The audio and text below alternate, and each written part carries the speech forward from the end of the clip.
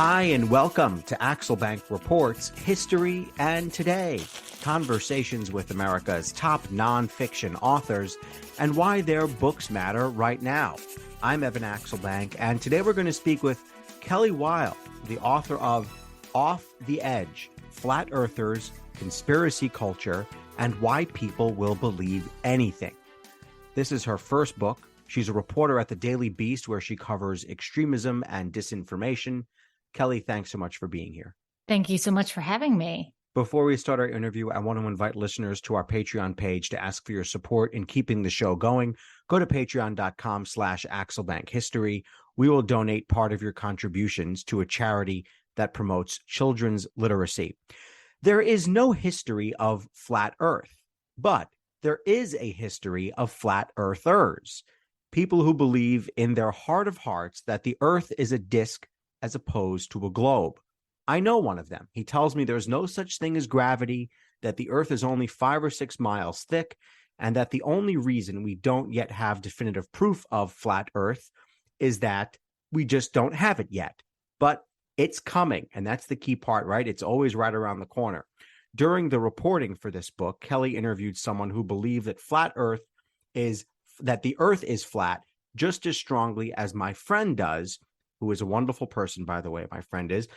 But the person who Kelly interviewed went a step further, and that is that they died trying to get that elusive proof. Kelly, introduce us to Mike Hughes and tell us how he died.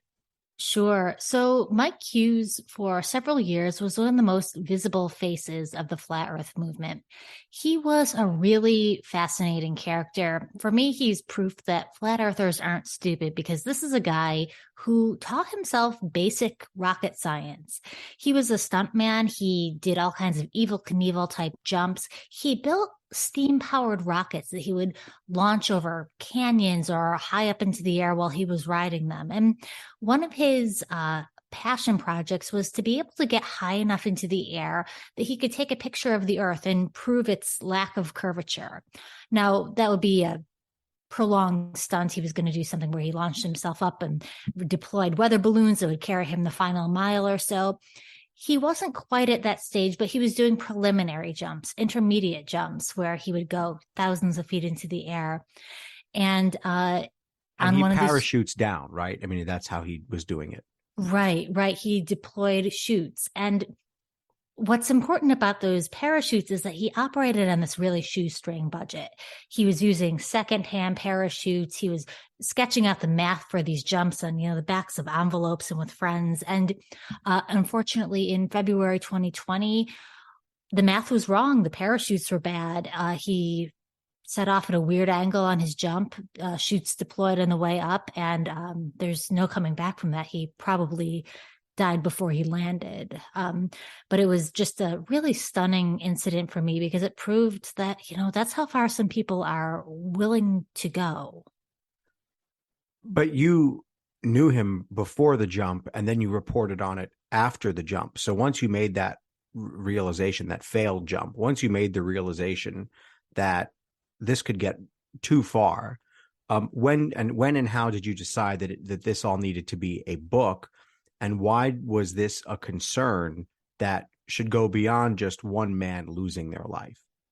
Sure. So I did know him from before this was a book. I met him for the first time in person while I was covering a Flat Earth conference for the Daily Beast. And that conference, I think, sort of opened my eyes to the idea that there maybe was a book here, because I'd never been in a situation like that, even though I cover conspiracy theories, disinformation, extremism, where I was the only person in this room of hundreds of people who believed in the globe. It was a profoundly unmooring experience. And I met Mike there. I thought he was fascinated, talked to him, texted, emailed for about a year and a half. And during that year and a half, he was doing jumps. He would tell me, weather looks good for this one today. We're going to have to reschedule this one.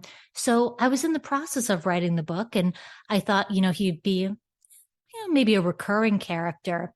And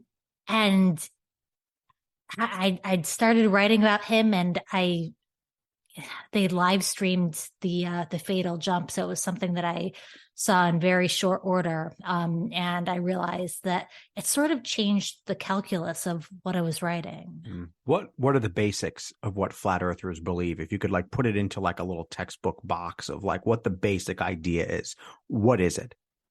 Sure. So flat earthers believe that, well, Earth is flat. They believe that we live on a frisbee shaped disk. They tend to believe that there is a wall of ice around the perimeter that's represented by Antarctica on their map of the world. And a lot of them believe that there's a dome over the top of it, almost like a snow globe.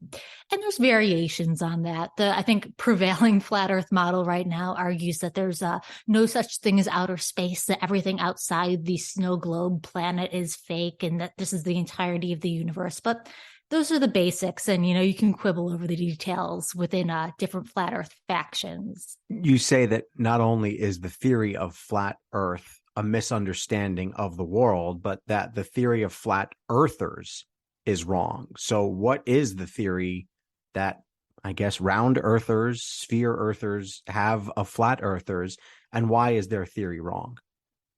Right. I think most people's understanding of flat earthers is a misconception. Some of that boils down to what people think the model is. I have tons of people ask me, well, why don't we just fall off the edge? I said, well, they've got answers for that. They think there's an ice wall keeping us contained. But I think more fundamentally, people think flat earthers are very dumb, and they're incorrect. Flat earthers are, of course, incorrect about their theories, but they're not stupid. And I think the idea that, that conspiracy theorists there's something pathologically wrong with them, I think that's the wrong way to look at these beliefs, which even if they're extremely wild, even if some people might be more susceptible to them than others, this is broadly a method of thought that we're all susceptible to in some respect. So I think rather than thinking of flat earthers as crazies, maybe thinking about why they got into that conspiracy belief and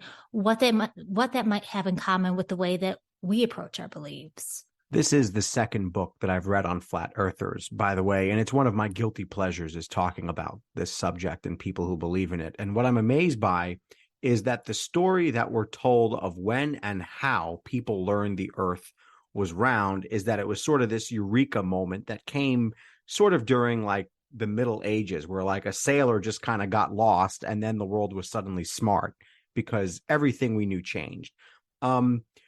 We assume that everyone assumed the earth was flat until relatively recently, but society has known that the earth was a sphere, was round, if you want to call it round, or a sphere, with metaphysical certitude, basically, since at least the year 500 BC, when Greek mathematicians, I hope I'm saying the names right, I wasn't a great high school math student, but Pythagoras figured out that the earth was a sphere, and then Eratosthenes measured, and this is an incredible job by somebody who had no modern tools, but he measured the earth's circumference to within 1 percentage point with no help, basically, but his own brain. So who were the first people to discover that the earth was a sphere, and how did they do it? You're right. So, I mean, the earliest that we can even credit this to, and it may have been discovered earlier, are these Greek mathematicians.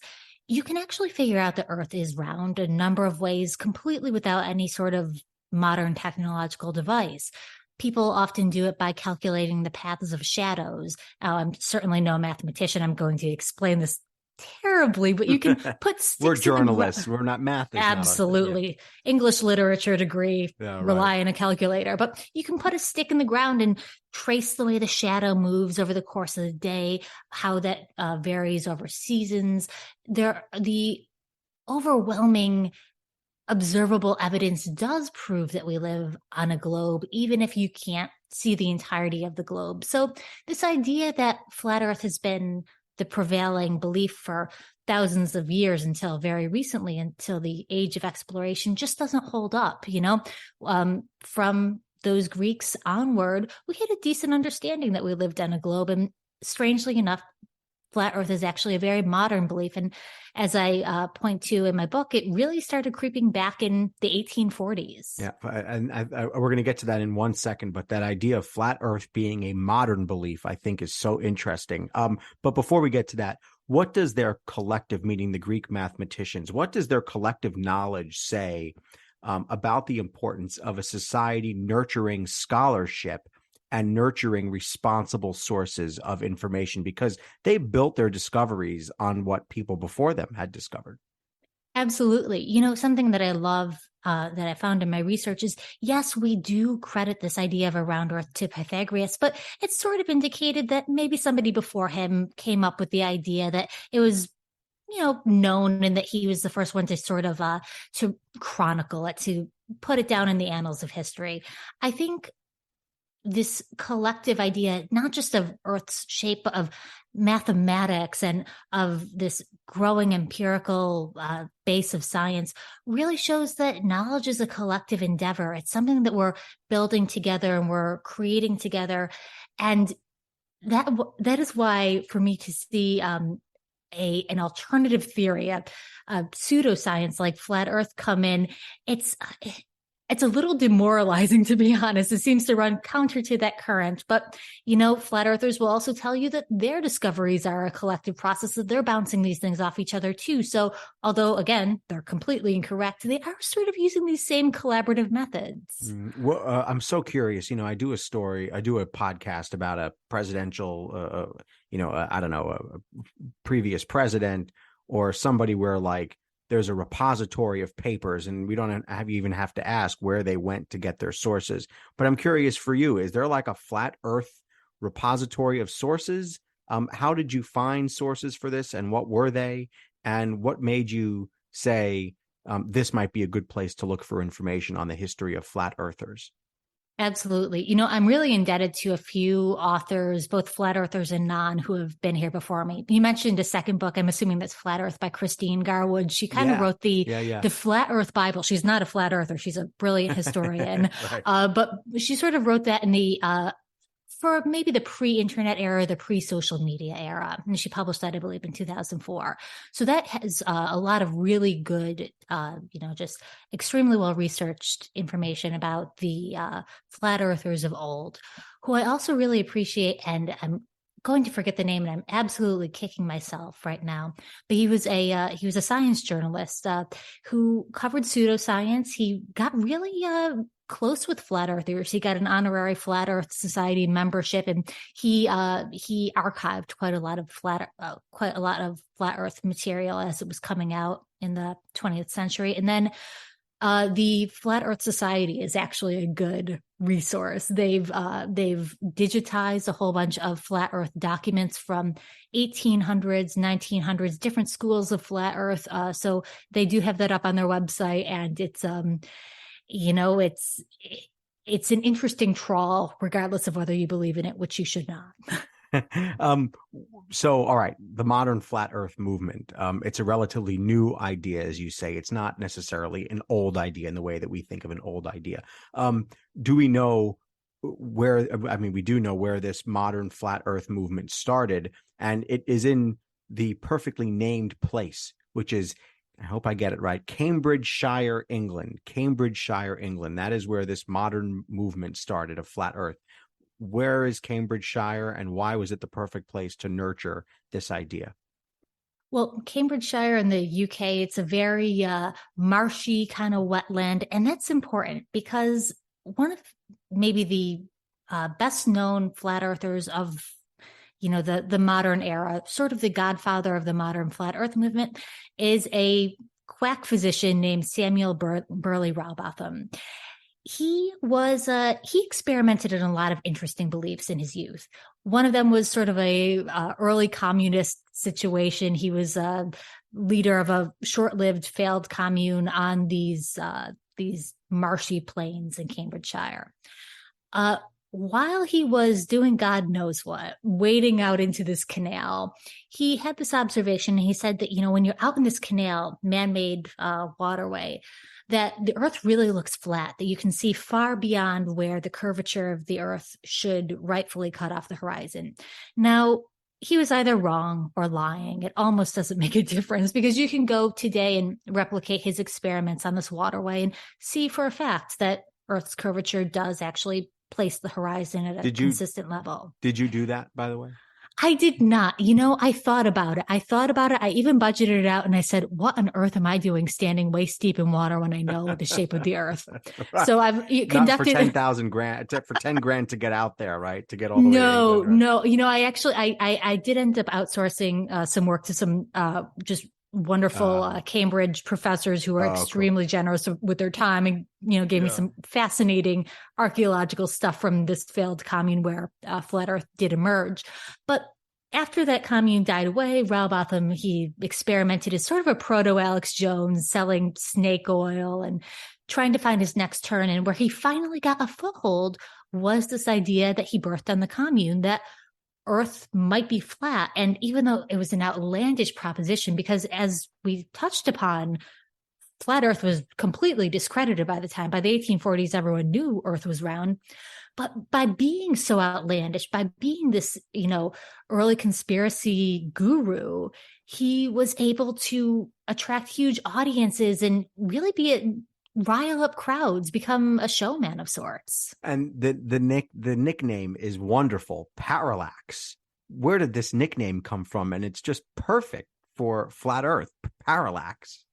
Right. Parallax has to do with, with like fields of vision, one plane in relation to another. I believe it has to do with, sort of relational lines. Whatever. Goodness. Yeah. Yeah. That's the beyond layman's term. That's the poor explanation. But, I do like that he wrote under the pseudonym, under the name Parallax, because it reminds me so much of how people spread conspiracy theories online under pen names, under Twitter handles, under, strange podcasts that I listen to for work. And so it was something that he had to disseminate under this pseudoscientific alter ego. And it worked phenomenally for him, just as, the Q of QAnon is anonymous. It worked. It's fascinating to me that, of course, conspiracy theories can get quite dangerous. And you're right that his beliefs did bring danger to him and his family, even without the internet and without the modern means of communication that we have now. He became something of a target.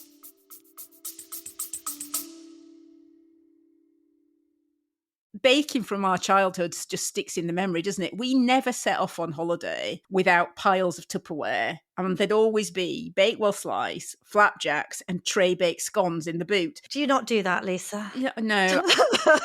Sadly, I do not stack the Tupperware in the back of the car when we go off on holiday. Oh. Welcome to Small Ways to Live Well, a new podcast from the Simple Things magazine. Season 2 is a pick-me-up tonic that helps us make the shift from winter to spring. A 6-week suggestion box full of things to note, notice and enjoy about the season. Search for Small Ways to Live Well on your podcast app.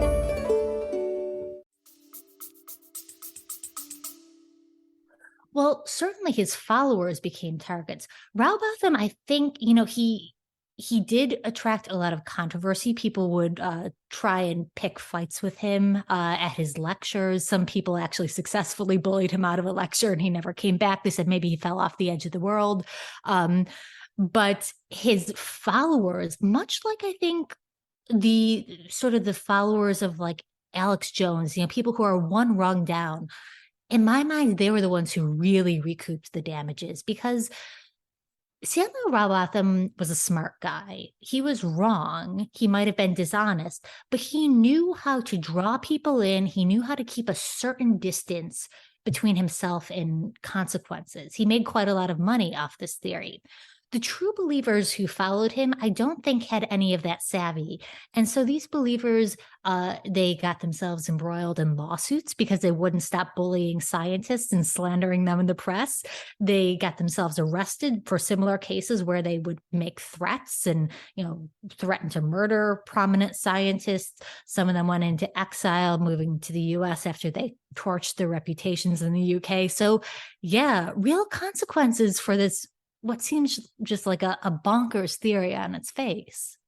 What did you learn and what have you learned about the way technologies impact conspiracy theories, and why when there's a new type of technology out there, it seems like conspiracy theories start to bloom? One thing I discovered is that in each evolution of flat earth theory, they tended to be early adapters of new communication technologies. Rowbotham really got his start around this age when there was a democratization of printing. Went from, you had to be the biggest newspaper publisher in town to really get your word out to, oh, anybody can run a small press in their home and have a moderate reading. This sounds familiar. It does. Rowbotham, one of his main acolytes, was the one who was printing all these, these books that would never get a printing run prior to that.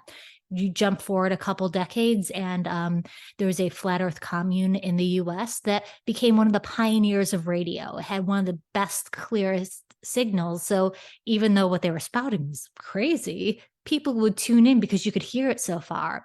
And of course, when you get to the age of the internet, especially the age of social media and algorithmically driven social media, theories like flat earth tend to float to the top because they're so wild, because people are fascinated and they do seek it out. And I think it speaks to something that you and I are people who don't believe in flat earth, but we love talking about it. And I think that's why these sort of lurid and ludicrous theories are often some of the most successful in a new medium, because that's what people were waiting to hear. Yeah, maybe our interest in it really is revealing when it comes to why these conspiracies succeed with other people. How do we draw a straight line from Parallax to Zion, Illinois? How do we get there? Sure. Straight line, not sure. Convoluted path, absolutely. So Parallax, he was publishing in, mid 1800s in the UK. Zion, Illinois, it formed in the early 1900s under slightly different circumstances. Originally, it was not founded as a flat earth community. It was founded as a fundamentalist religious community. It had some of the same DNA, I think, as what Samuel Rowbotham was doing with his early claims of faith healing. They followed a self-proclaimed prophet who claimed that he could lay hands on people and make tumors disappear. That, of course, was not true. But once this religious group settled themselves in their brand new city of Zion, Illinois, outside Chicago, they were going to build it up. It was going to be a, religious mecca of their fringe group. It was pretty quickly taken over by an even more fundamentalist preacher, a man named Wilbur Glenn Voliva. And he, shortly after taking the reins by, convincing the flock that the founder was, a Satanist or whatever, that he was under the devil's thrall, he became a flat earther. He looked at his very literal interpretation of the Bible and said, I think that supports flat earth. And he was pulling on, previous writings of other flat earthers who were inspired by Rowbotham. So we get the translation of these ideas from this kind of wacky thing out of a commune in the UK to something that's being applied pretty militantly in not a commune, but certainly a religious community in the US. How did flat earth start to intertwine with religion? So I think flat earth does not need to be a religiously based theory. You can claim the earth as any shape and you can make any religious claims you want. But I think it's important that flat earth emerged as a popular theory in the 1800s around the time that religion was starting to take a backseat. Its importance in the world was maybe waning, and new theories, new natural sciences were starting to emerge. We're starting to get ideas about evolution, things that challenged religion's place in the world. So in my mind, flat earth's rise and religion's challenged position are very much entwined. And Rowbotham would use flat earth as sort of a cudgel against the sciences, say that the scientists don't know what they're talking about. They don't even know the shape of the earth. How can they tell you, certain things about religion. And he would go into the Bible and he would cherry pick scripture that he said, supported the idea that Earth was flat. That strand has remained very constant throughout flat Earth. And, in Voliva's time, they would say that you see this passage. It says, if he who sits on the circle of the Earth is like a grasshopper. I'm going to botch that. But there's, the Earth is a circle. There you go. What more do you want? So it's pretty important to a lot of flat Earthers. So how do we get to Charles Johnson? And what I think is fascinating is that the flat Earth movement, as you write, took on a life of its own, even after, or maybe because of, us getting the true final proof that the Earth was a sphere. I mean, this movement of the Flat Earth Society is like parallel to us going into outer space and finally getting the picture that proves it. How did that happen? Isn't it bizarre? And, I think there's an argument to be made that they necessarily happen in parallel because flat Earth is kind of a reaction to this scientific reality. You mentioned Charles Johnson. There is actually a straight line between Charles Johnson and Wilbur Voliva. When Charles Johnson was a little boy, he wrote Voliva a letter saying he agreed with him that Earth was flat. Charles Johnson became the head of the U.S. Flat Earth Society. Really a strange fellow. He lived out in the desert with his wife, also a flat earther. He was an early proponent of moon landing conspiracy theories. He really popularized the idea that it had been done on a movie set.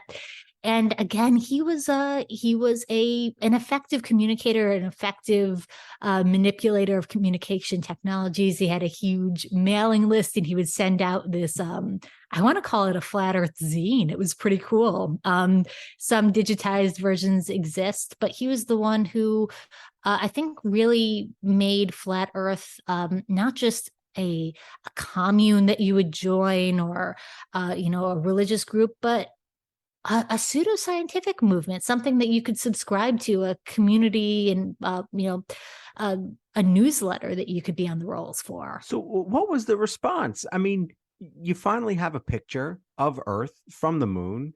You can see the moon is curved from a lot of those pictures. And now you're looking at a picture of Earth. What did they say in response to these photos?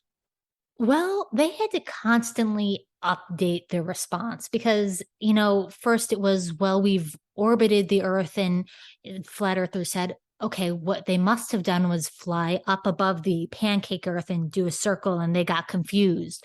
Then later, a couple of years later, when there was a full photograph of Earth, they said, well, that can't be right because you can't take a photograph of Earth. So it must be a fake, this idea now that there's a cover up. And so they had to update the conspiracy to make it wider, to make more people complicit, and to almost make it more nefarious, to say that it's not just that scientists are incorrect, but scientists are trying to pull one over on you. So they had to constantly, tinker with the theory, make more people culpable, and I think make it a little bit more ominous. You said that the announcement in the book, the announcement of Donald Trump's campaign for president sort of rebooted this movement in 2015. Why were Donald Trump and Flat Earth destined to be together? Well, Donald Trump is I think, an inherently conspiratorial figure. He's not a flat earther, but he built his campaign, he built his base on conspiratorial beliefs. You think about his 2015 campaign announcement, just peddling untruths about Mexican immigrants, peddling untruths about other nations and their evil intents towards the U.S. Now, that's not the same, level of unbelievable as a flat Earth claim. But I think what's important to remember is that conspiracy theorists often find their way to these ideas because they feel threatened. Conspiracy theories offer explanations when we feel like we don't have enough information, or we don't like the information we're presented with.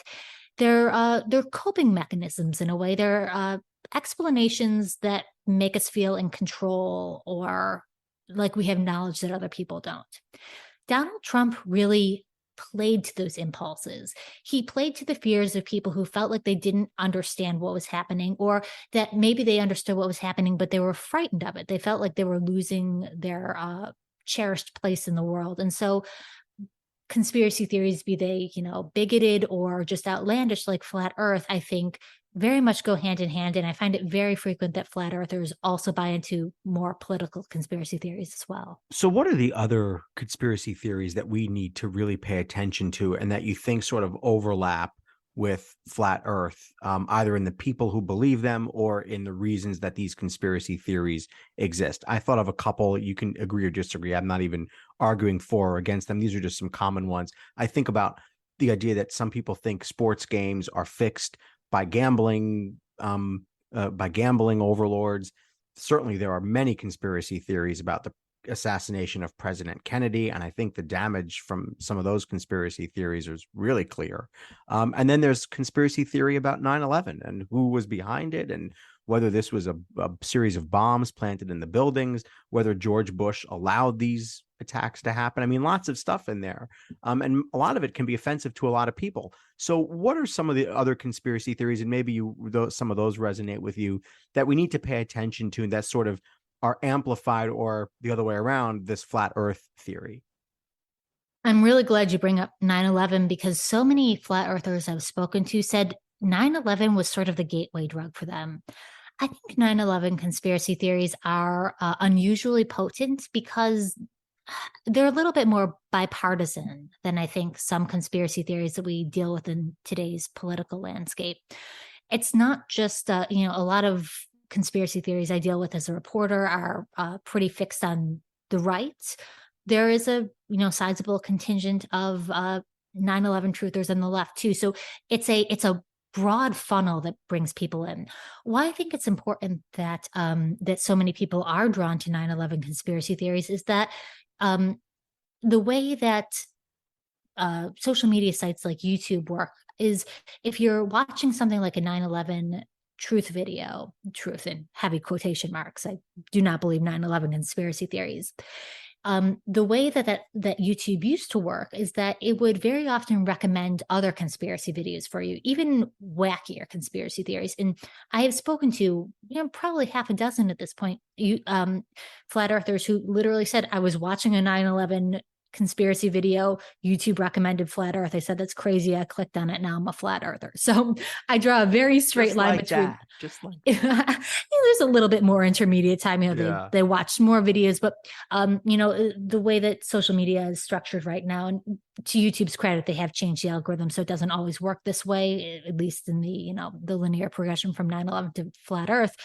But the way social media is structured, it very quickly can pull you down the rabbit hole from something like 9/11, which has broader audience, to something like flat earth, which is narrower.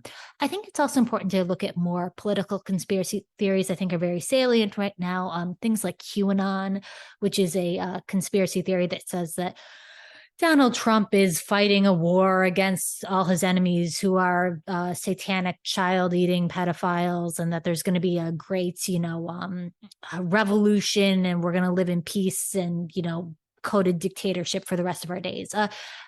Early on, when I was researching flat earth, I didn't see a huge overlap between flat earth and QAnon. Now, not so. They've very much, overlapped. Some of that's very deliberate. I was at a flat earth conference where QAnon people who were not flat earthers were going around and distributing free QAnon jewelry because they knew that flat earthers would be easy marks. And that was one of the most cynical things I've ever seen. Yeah.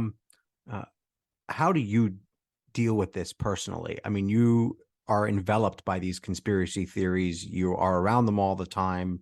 How do you keep a level head about you as you study these theories and you said listen to these podcasts and go to these conferences? Just as a quick note, I mean, I'm a reporter, and when I have a week of covering really, really difficult stories, murders, mayhem, crashes, all the rest, it weighs on you. How do you deal with it? It's a good question, and it's one I'm evaluating often. Right. I do try and keep a pretty strong firewall between my personal life and my work life. I I do try and tell people when I'm logging off. I have a very wonderful family and a garden and a house in the woods. So those are all things that, I think keep me grounded. I have good colleagues who can help me make light of things when they're dark. I have a podcast with a colleague at the Daily Beast, and we talk about this kind of thing. It's a good way to blow off some steam. So it is dark, I won't lie, but you just try and not make it your world. So where's the movement now? Where is the flat earth movement now? Donald Trump is a former president. The theory, of course, has been discredited a million times over. Are they keeping their heads above water here and still plowing ahead with their conferences and all the rest? Yeah, they are. The conferences did take a bit of a hit with COVID, even though they don't believe COVID is real. And several prominent flat earthers have died of COVID after saying that COVID wasn't real. Some of the conferences fizzled out. That said, I think in some ways, flat earth has a larger footprint than ever online. And I say that because I see it mingling with other conspiracy movements that previously it was siloed off from. I am in forums you would not want to believe. But talking about things that are not flat earth, talking about political conspiracy theories, medical conspiracy theories, and with just astounding regularity, I see these people go from saying the 2020 election was rigged against Donald Trump to saying, oh, and by the way, earth is flat. So I don't see flat earth at this very moment necessarily a huge IRL movement. I think they've stalled a little bit. That might just have to do with, the main guy organizing the conferences. But I think it is spreading online, and I think it is very making savvy inroads with other conspiracy communities that are also growing. Do people still make money from it? I mean, I've seen the guys who sell the models and stuff online. They have like the models of flat earth. Are people making a buck on this still? They are. And that's a little upsetting to me because it becomes very difficult to disentangle profit from actual belief. Yes, people, they have conferences that they sell tickets to. I know that their margins have been kind of slim. I don't think that's a huge money draw, but people sell t-shirts. People have Patreons and YouTube channels where they solicit money. People, have books and flat earth rap albums. So in a word, yeah, they're making money. Did any of them ever wink at you and go, come on, of course I know? No. However, I suspect but cannot prove that a lot of people in the current incarnation of the Flat Earth Society are kind of having a laugh. I think I need to draw a line here, and maybe this is, a bit in the weeds. Most people don't know this, but the Flat Earth Society as it stands right now is not representative of most flat earthers. Most flat earthers say that the current Flat Earth Society is a psyop intended to discredit the movement. And I think a lot of the conferences that I go to are not hosted by the Flat Earth Society. I do think that the current Flat Earth Society, maybe some of their spokespeople or, some of the people on their forums are doing it more as a philosophical exercise, seeing if they can convince people the earth is flat. I've never had one of them actually outright crack in a conversation, but with real flat earthers, I know that they're conspiratorial because they are conspiratorial about everything. With some of these folks at the Flat Earth Society, they'll be like, oh, yeah, climate change, that's real. No, totally. Joe Biden won the 2020 election, but Earth is not round. And so that's when I have my doubts. Have you actually argued with them, or do you keep distance as a reporter? I try and keep a little distance as a reporter. And it's because I'm not trying to influence my subjects. I'm very honest. I say, I don't agree with you. I'm a reporter. I'm probably running a recording device. I'll tell you if I am. I'm not here to argue with you, but I do want to hear what you believe and why. So, the evidence does seem to show that arguing with conspiracy theorists writ large is not the best way to convince them. People don't turn to conspiracy theories because the most logical solution. They often turn to them for emotional reasons, like we discussed before. And I think the best way to pull people out, and it's extremely difficult, but is through sustained interpersonal relations. It is through, giving people a real world tie to reality. And although I have been in some of these people's lives for a while, I don't think I'm the right person to pull them out. I don't think I have quite that personal relationship. And at this point, I'm very happy just remaining a reporter who hits them up sometimes. Yeah. This is the most serious point that we're going to make, or at least that I'm going to make on this. But your book ends with a warning about what happens to ethnic minorities, often Jewish people, when conspiracy theories take hold. This is real stuff, and it ain't pretty. And sometimes a conspiracy theory, it hasn't been flat Earth yet, but other ones have spawned really, really bad things. So what is the warning, and how do we deal with the conspiracy theories around us and try to stop them from taking hold to the point before people start getting killed because of them? Sure. So, I mentioned earlier that conspiracy theories can be coping mechanisms that can give people the illusion that they're in control of a frightening situation. Often, the way that coping mechanism manifests is saying that other people are responsible for their woes. It's finding a scapegoat. And very often that lands on ethnic or religious minorities, political minorities. And, historically, Jewish people do end up getting the short end of the stick on that. It's Nazi Germany, of course, bought into centuries old conspiracy theories about Jewish people, as well as newer ones. They blamed Jewish people for their loss in World War I. And one thing that I do trace in the book is, these centuries old conspiracy theories about Jewish people eating babies. It's very reminiscent, by the way, of QAnon today, which is obsessed with the idea of cannibalism, right? And so, I think while it can be fun to talk about flat Earth, I adore talking about flat Earth, I think it's important to recognize that people are turning to these theories from a position of emotional instability, not in a pathological sense, not saying there's something clinically wrong with them, but they're turning to them because they're looking for someone to tell them what's what. I think that can be exploited in awful ways.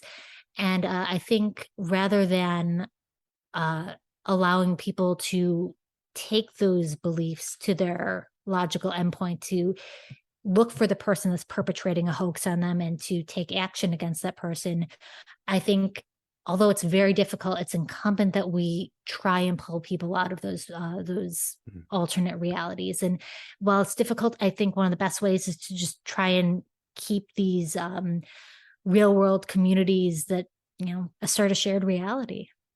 I have an uncle who I once asked, what's the best proof that Earth is round that doesn't require much preparation or thought or measuring or anything like that? And he said the best evidence is you can sail towards the horizon and it never gets any closer. What is your favorite answer to the question of how can we just look real quick and see the Earth is round? I like to watch the sunrise or the sunset. The way that Earth rises over the horizon. Say if you're at a beach or you're, standing on the prairie, you can watch the sun come up degree over degree. That is the visible result of us living on a globe. It's the sun coming around the curve. That wouldn't work on a flat Earth. They believe that, the sun is a little light in the sky that's moving over us like hands on a clock. You can visualize that, and it just does not make any observable sense with the reality we live in. So watch the sunrise. It's easy to do, and you'll feel better. How is reporting on flat Earth a lesson in how reporters need to report on truth, on objective truth? It's a good question. I think reporting from this world has taught me that you're not going to argue your way out. The best you can do is try to understand how people got in. And so to that end, it has helped me understand some people's political beliefs. And it's helped me understand that people aren't necessarily turning to political conspiracy theories or to, strange strongmen because they think that those are actually the most logical solutions or explanations. They're turning to them for emotional sustenance. And so I think rather than, bashing conspiracy theorists as crazy or telling, Trump voters that they're voting against their own interests, we have to look a step further and say, what's the emotional reason that these people are looking for a strong man, looking for an easy answer? And I think that explains people's actions a bit better than it does to call them illogical. What are you working on these days at the Daily Beast? I've been covering the fallout from the 2022 midterms. They're spawning all kinds of new conspiracy theories on the right. The right, of course, being very upset that they didn't have the red wave like they anticipated. They are, as people who feel frightened and their reality has been shaken by that disappointing turnout, rather than embracing the result, they've been looking for alternate explanations. So I've been looking at the political candidates that embrace those lies, that are going to turn them into 2024 campaigns, and seeing how a disenfranchised or disillusioned base might rally around that. Do you think you'll write another book? Maybe. I'm taking a sanity break right now, and we'll see how I go. Do you like the pieces world better, the reported pieces, as opposed to the book writing?